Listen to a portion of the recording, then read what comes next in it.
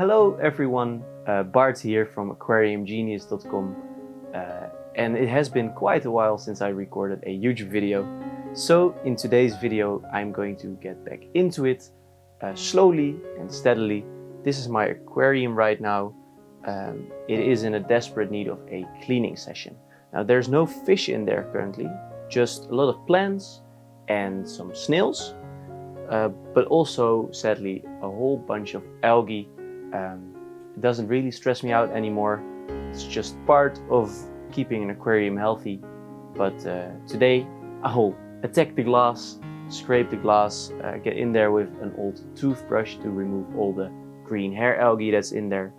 Then do a partial water change, I think 25% for today. And I will take you along for the process. So I hope you enjoy, and let's get at it. The first thing that needed to happen was to use a toothbrush. It's really my go-to tool to remove any hair algae that's in the aquarium. Quite surprisingly, it was actually only this piece, and luckily the hair algae wasn't completely intertwined in all the plants. It was, however, intertwined in most of the roots of my floating plants.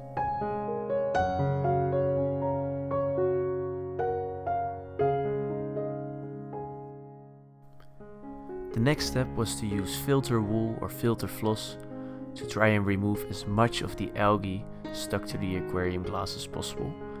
Filter wool is really my preferred go-to tool to clean aquarium glass. It's super easy, especially for the algae that I had on my glass right here, which was very easy to remove, nothing too persistent.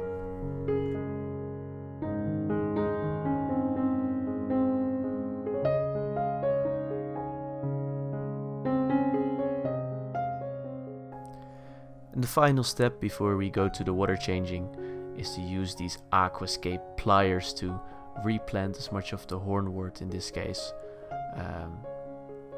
back into the aquarium.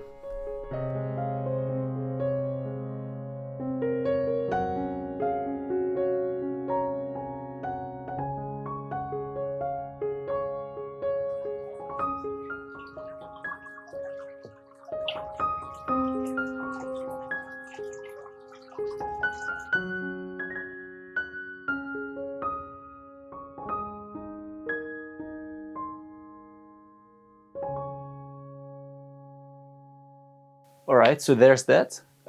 Really didn't have to do all too much today. The filter's been cleaned recently and the flow is still good.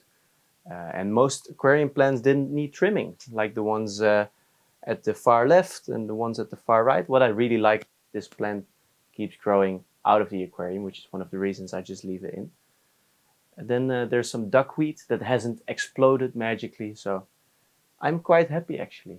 Now, I know that there's probably a bunch of questions, such as why didn't you condition the water, stuff like that.